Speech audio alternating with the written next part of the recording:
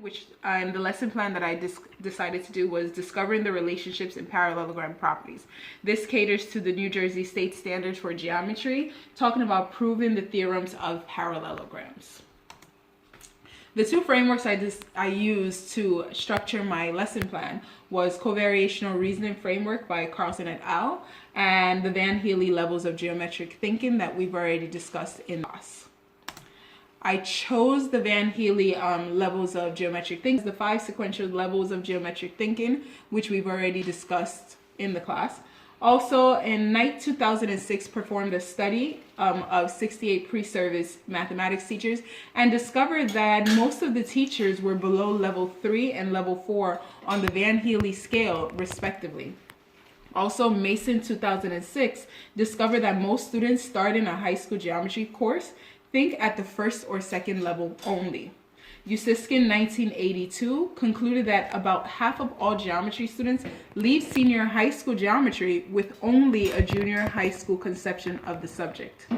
But however, Mason 2009 did state that progress from one level to the next level is dependent on educational experiences and not on age or maturation. So I decided that if I created a lesson where students could actually see some relationships, perhaps they would be able to progress from one level of Van Healy to another.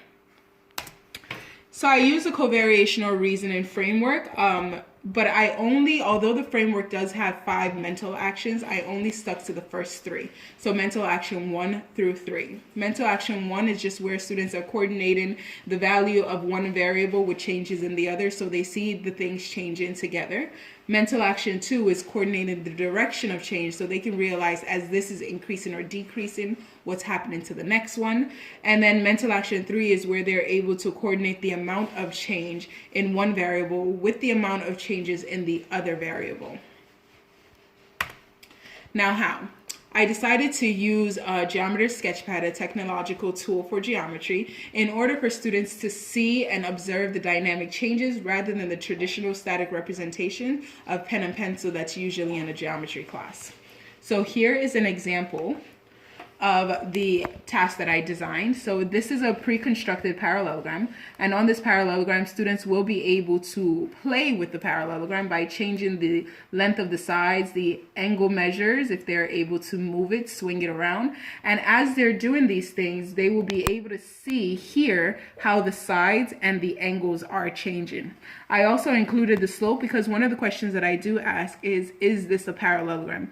That way they would be able to see that although the shape is a rhombus or a rectangle or a square, it is still a parallelogram, and make that connection from what they discovered in Algebra 1 about the slopes being of parallel lines being equal.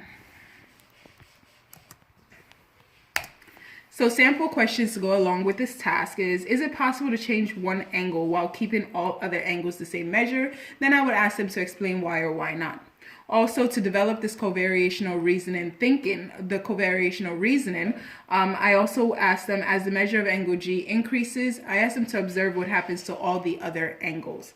Also, is it possible to change or get all the angles to be the same measure? And if so, what is that measure? And why do they think it is so? Also, I asked them to talk about what the name of this figure would be and analyze whether this is still a parallelogram or not. Then I do my second lesson where they talk about the changes in the diagonals and correlate that changes in the angles as well.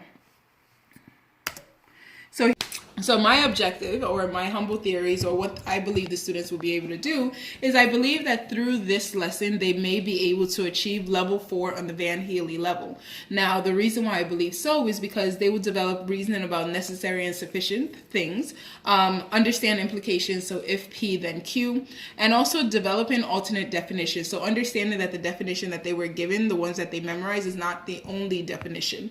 For example, if a student was able to see that if a parallelogram has 190-degree angle, understanding the covariational relationships between the angles of a parallelogram will imply that all other angles will be 90 as well. Therefore, if they define a parallelogram with 190-degree angle as a rectangle, that is a sufficient definition.